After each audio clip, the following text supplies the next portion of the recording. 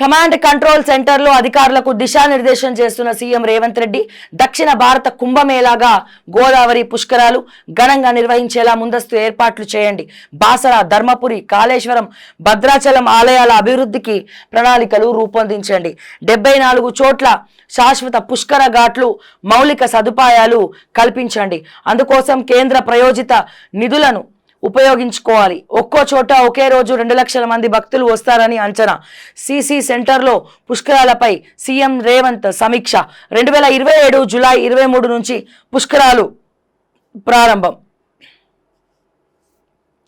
దక్షిణ భారత కుంభమేళగా భావించే గోదావరి పుష్కరాలను ఘనంగా నిర్వహించేందుకు ముందస్తు ఏర్పాట్లు చేయాలని ముఖ్యమంత్రి రేవంత్ అధికారులను ఆదేశించారు. గోదావరి పుష్కరాలకు శాశ్వత ప్రతిపాదికన ఏర్పాట్లు చేయాలని సూచించారు. అందుకు అవసరమైన ముందస్తు ప్రణాళికలు తయారు చేయాలని వారికి దిశానిర్దేశం చేశారు. రాష్ట్రంలో గోదావరి తీరం వెంట ఉన్న ప్రధాన ఆలయాల అభివృద్ధికి అత్యంత ప్రాధాన్యం ఇవ్వాలన్నారు. అదే క్రమంలో పుష్కరాల ఏర్పాట్లు, భక్తుల రద్దీని అంచనా వేసి మౌలిక వసతులు కల్పించాలన్నారు.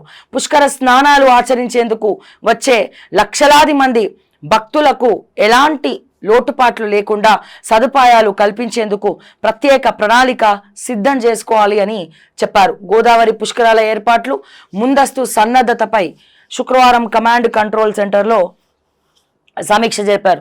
ఎప్పుడట పుష్కరాలు? 2027వ సంవత్సరం. రేవంత్ రెడ్డి గారికి కొంచెమన్నా ఇంకిత జ్ఞానం ఉంటే ముందు పుష్కరాలు ఇంపార్టెంటా? 2027వ సంవత్సరం 23వ తారీఖు జూలై రోజున వచ్చేటువంటి పుష్కరాలు ఇంపార్టెంటా? ఇప్పుడు మా రైతన్నలు అల్లాడిపోతుంటే, లైన్లలో నించొని యూరియా లేక కష్టాలు పడుతుంటే, పోలీసులు రైతుల మీద చేతులు వేసుకుంటా ఉంటే, కొట్టుకుంటూ పోతా ఉంటే, మరి చీమ కూడా గుట్టినట్టు లేనటువంటి ముఖ్యమంత్రి 2027వ సంవత్సరంలో పుష్కరాల గురించి మాట్లాడుతున్నాడు. సార్ ఎంత గొప్ప నాయకుడు అంటే, ఇటువంటి గొప్ప నాయకుడిని నేను చిన్నప్పటి నుంచి నా జీవిత కాలంలో చూడలే. ఇప్పుడు ఇదే సంవత్సరం అండి, 2025వ సంవత్సరం. అంటే 2025, 26, 27 2 సంవత్సరాలు ఉంది. 2 సంవత్సరాలు ఉన్నటువంటి గోదావరి పుష్కరాల గురించి ఈ రోజే నిన్ననే మా ముఖ్యమంత్రి గారట కలెక్టర్లను పిలిచట, ఆఫీసర్లను పిలిచట, బాగా జరగాలి, లక్షల మంది వస్తారు, లైట్లు పెట్టాలి. మొన్న చూసినాం కదా, మొన్న తెలంగాణలో జరిగినటువంటి పుష్కరాల సంగతి చూసినాం కదా. లైట్లు లేవు, వసతులు లేవు, పాసులు లేవు, గాడిది గుడ్డు లేవు. పైసలు ఎవరు నొక్కేసిండ్రా అంటే ఎండోల్మెంట్ని పోయి క్వశ్చన్ చేయాలి. ఎండోల్మెంట్లో నొక్కేసిండ్రా, ఎండోల్మెంట్ ప్రిన్సిపల్ సెక్రటరీ నొక్కేసిందా, లేకపోతే ఎండోల్మెంట్ మినిస్టర్ బిల్స్ పెట్టుకున్నారా చూడాలి. వసతులు అన్నీ కూడా ఫెయిల్ అయినాయి. మొన్న రీసెంట్గా జరిగినటువంటి పుష్కరాల్లో మళ్ళీ దానికి ఒక యాప్,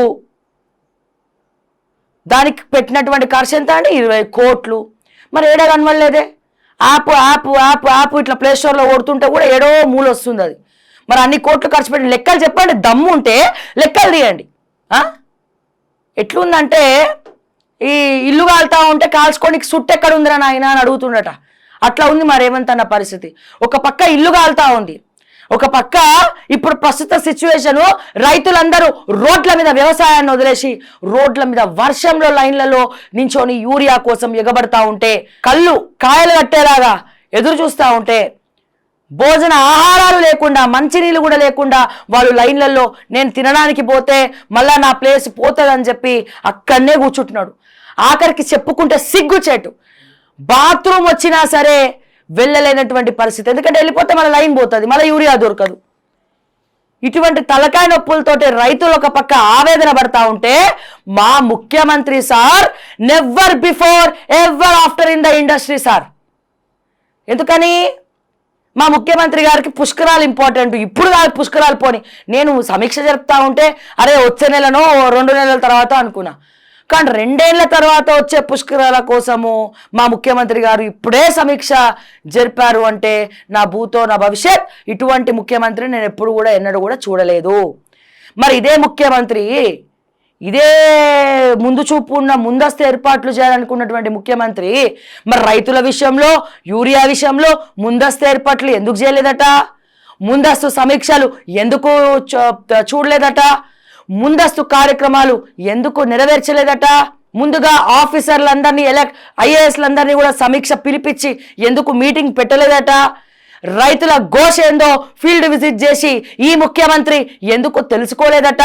అంటే 2 ఏళ్ల తర్వాత వచ్చే పుష్కరాలకు ఒక న్యాయం, ఇప్పుడు రైతుల కాళ్ళు కాలుతా ఉంటే, తడుస్తూ ఉంటే, జలుబులు చేసి తుమ్ముతా ఉంటే, లైన్లలో నించుంటా ఉంటే, తిండి తిప్పలు లేకుండా వాతలు పెట్టుకొని మరి లైన్లలో నించుంటా ఉంటే, చీమ కూడా కుట్టినటువంటి లేనటువంటి ముఖ్యమంత్రి తాత రైతు, నా తండ్రి రైతు, నాది రైతు కుటుంబం అని చెప్పుకొని బతుకుతా ఉన్నారు. నిజంగా రేవంత్ రెడ్డి గారి రైతు కుటుంబం అయితే, నిజంగా రైతుల యొక్క బాధ రేవంత్ రెడ్డి గారికి తెలిసే ఉంటే మన తెలంగాణలో ఈ రోజున రైతులు ఏడవరు. పైగా జై జవాన్ జై కిసాన్ ఒక ఆర్మీ పర్సన్ మీద చేయి చేసుకోవడం ఎంత తప్పు, రైతన్న మీద చేయి చేసుకోవడం కూడా అంతే తప్పు. ఒంటి మీద పోలీస్ యూనిఫామ్ ఉంది కదా, కాకి యూనిఫామ్ ఉంది కదా, మేము ఏదంటే అది నడుస్తుంది, రైతుల్ని కొడతామంటే నేపాల్ తగలబడిపోయినట్టు తగలబడిపోతుంది రాష్ట్రం అన్న విషయాన్ని మరొక్కసారి రేవంత్ రెడ్డి గారికి నేను గుర్తు చేస్తా ఉన్నా. ఎందుకు ఈ మాట మాట్లాడుతూ ఉన్నా నేను ఇప్పుడు? ఒకసారి చూడండి, ఇంచుమించు మరో నేపాల్ తెలంగాణ తయారవుతుందేమో అని భయం అవుతుంది మాకు. ఇగో ఇది ఏఐ జనరేటర్ వీడియో కాదు, ఇది చాలా న్యాచురల్ వీడియో. మళ్ళీ ఈ వీడియోని మా రేవంత్ అన్న ఆర్టిఫిషియల్ ఇంటెలిజెన్స్తో సృష్టించినటువంటి వీడియో అని చెప్తా ఉన్నారు. నేపాల్లో ఎట్లనైతే అట్టుడికిపోయిందో, ఎందుకు అట్టుడికిపోయింది? అవినీతి కేర్ ఆఫ్ అడ్రస్గా నేపాల్ దేశం ముందరికెళ్ళింది. ప్రతి ఒక్కడు సోషల్ మీడియాలో ప్రశ్నిస్తున్నాడని చెప్పి సోషల్ మీడియాని మొత్తం కూడా బ్యాన్ చేసి ఫైరింగ్ చేస్తే ఆ బుల్లెట్ 3rd క్లాస్ స్కూల్కి వెళ్ళే పిల్లగాడికి తగిలి అక్కడికక్కడే ఆ పిల్లగాడు చనిపోవడం జరిగింది. ఈ విషయం తెలుసుకున్నటువంటి నేపాల్లో ఉన్నటువంటి యువకులంతా గలమెత్తి ధ్వజమెత్తి ప్రశ్నించి మొత్తం కూడా పార్లమెంట్కి వెళ్ళి నిప్పంటించి కట్టలు తెంపుకున్నటువంటి ఆవేశంతో అట్టుడికిపోయింది నేపాల్. సో ఇప్పుడు తెలంగాణలో ఏం జరుగుతోంది ఒకసారి చూద్దాం. ఈ వీడియో ఎట్లా కొడుతుంది చూడండి రైతుని పోలీసులు. ఒక రైతుని యూరియా కోసం ఎంతమంది వెయిట్ చేస్తున్నారు. ఇక్కడ యూరియా కోసము రైతుని పోలీసులు కొడతా ఉంటే అక్కడ మిగతా వాళ్ళందరూ పోలీసుల మీదకి ఎగబడినీకి వచ్చారు. ఎందుకు కొడుతున్నావు అని చెప్పి వచ్చినారు. ఇట్లా చేస్తా ఉంటే ఏమవుతుందో ముందు ముందు రేవంత్ రెడ్డి గారు ఆలోచించాల.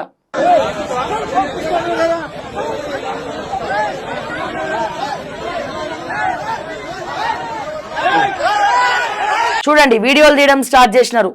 పోలీసులు కొడతా ఉంటే, బయటికి గెంటేస్తా ఉంటే అందరు కలిసి నిరసన వ్యక్తం చేసి పోలీసు వాళ్ళ మీదనే ఎగబడతా ఉన్నారు.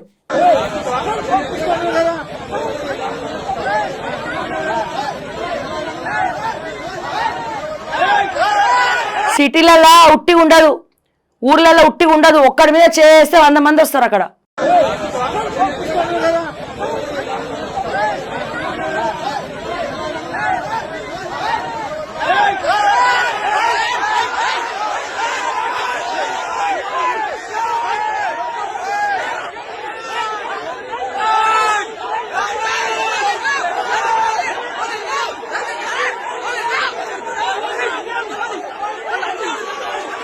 సో ఇది పరిస్థితి. నేను ఎందుకు ఈ వీడియో చూపిస్తున్నా అంటే, మరో నేపాల్ లాగా తెలంగాణ పాపాలు పెంచుకుంటూ పోకండి రేవంత్ రెడ్డి గారు. మరో నేపాల్ లాగా తెలంగాణ పాపాలన్నీ కూడా పెంచుకుంటూ పోకండి రేవంత్ రెడ్డి గారు అని చెప్పి మరొక్కసారి నేను తెలియజేస్తా ఉన్నా.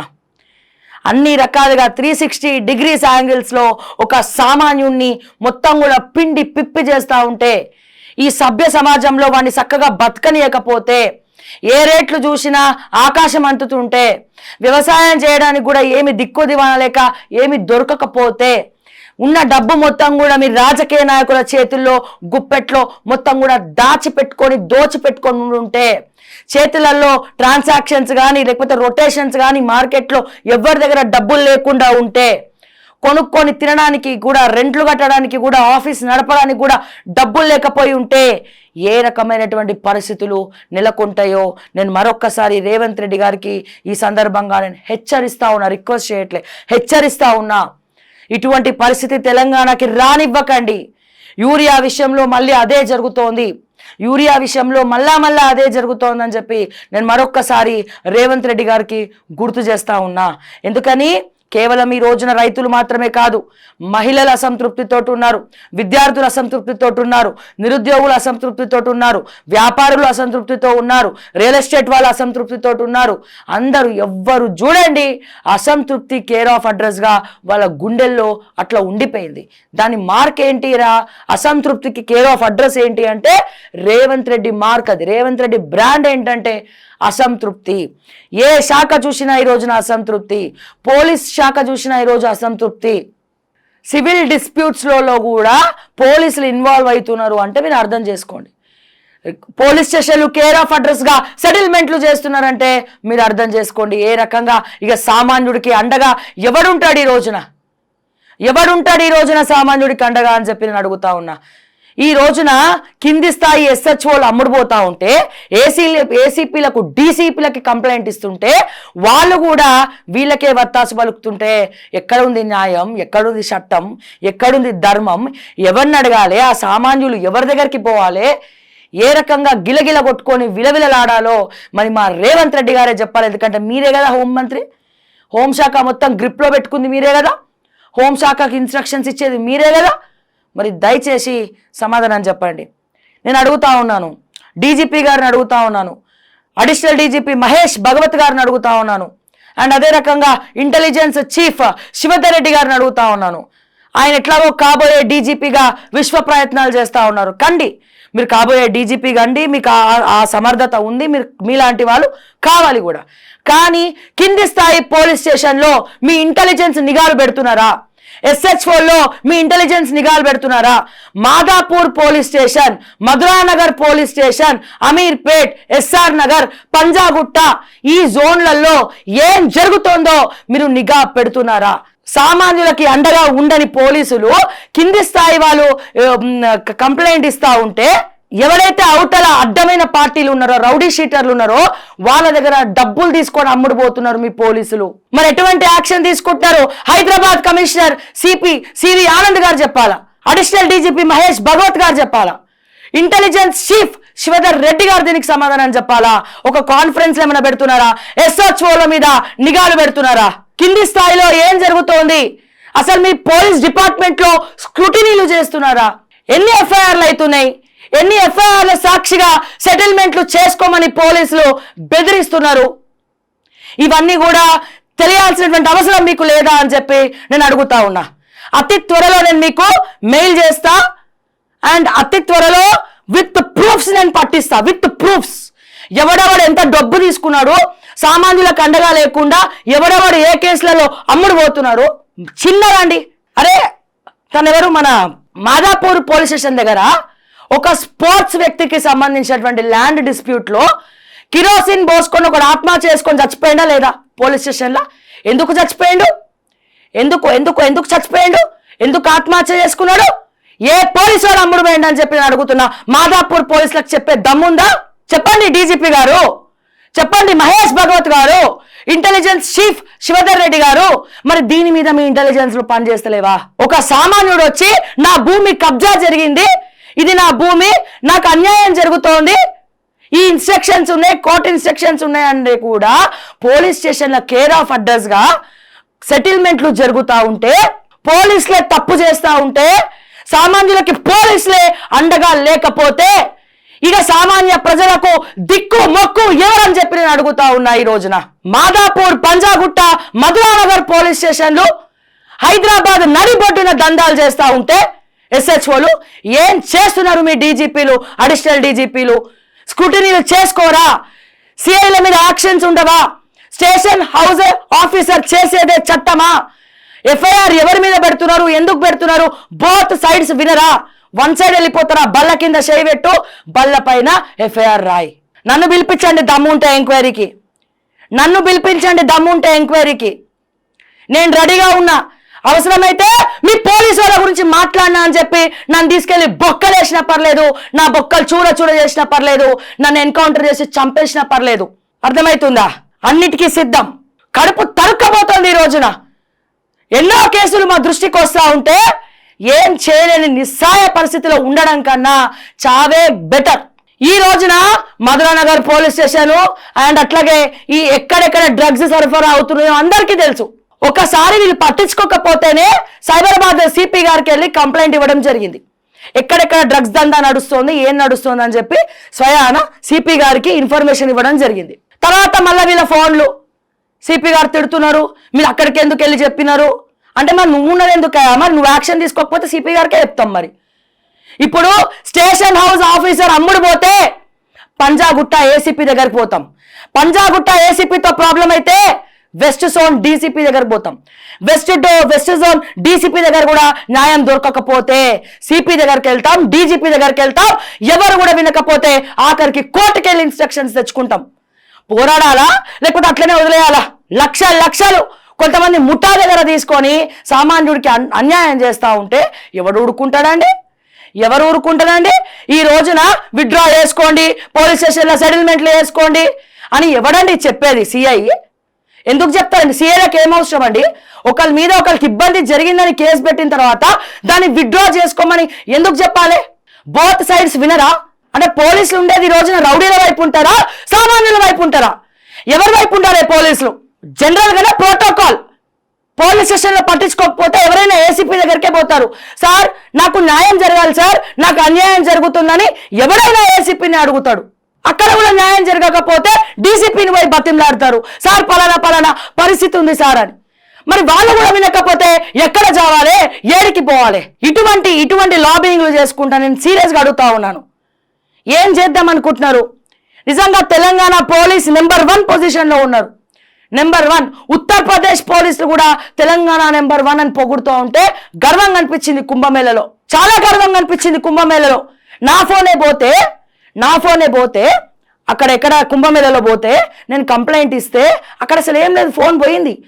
నా మొబైల్ నేను యాప్ ఇన్స్టాల్ చేసుకొని నా మెయిల్ ఐడి ద్వారా నేను ట్రేస్ అవుట్ చేస్తే కూడా పోలీసులు పట్టుకోలేని పరిస్థితి ఉత్తరప్రదేశ్లో. వాళ్ళు ఏమన్నారు తెలుసా?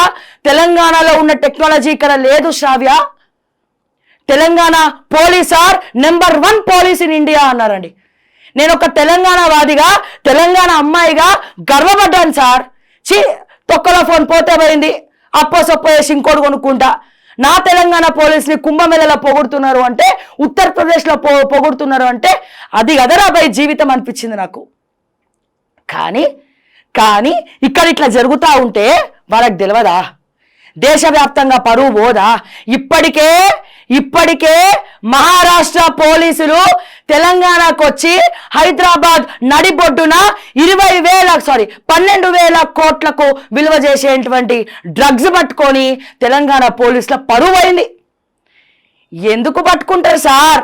మాకు కావాల్సింది సెటిల్మెంట్లు, మాకు కావాల్సింది సివిల్ డిస్ప్యూటు, మాకు కావాల్సింది ఆమ్యామ్యాలు, మాకు కావాల్సింది డబ్బులు, మాకు కావాల్సింది రౌడీ షీటర్లు, మాకు కావాల్సింది డ్రగ్స్ కాదు, మాకు కావాల్సింది డ్రగ్స్ నిర్మూలన కాదు, ఏమీ కాదు. ఎవడైతే డ్రగ్స్ సరఫరా చేస్తాడో వాడి దగ్గర డబ్బులు తీసుకోవాలి, వదిలేయాలి. అరే సిగ్గు చేటు పరువు అయింది. ఇంత పెద్ద టెక్నాలజీ ఉన్నటువంటి తెలంగాణలో కమాండ్ కంట్రోల్ లాంటివి కట్టుకున్న తర్వాత కూడా 12,000 కోట్ల విలువ చేసే డ్రగ్స్ హైదరాబాద్ నడిబొడ్డున మహారాష్ట్ర నుంచి వచ్చి ఆ మహారాష్ట్ర పోలీసులు పట్టుకున్నారు అంటే ఇది ఎవరికి అవమానకరం? ఇది తెలంగాణ పోలీసులకు అవమానకరం కాదా? ఇది తెలంగాణ డీజీపీ గారికి అవమానకరం కాదా?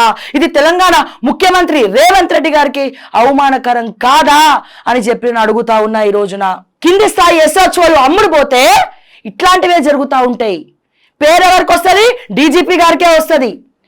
ఏందండి మరి డీజీపీ గారు స్క్రూటనీ చేస్తలేరా?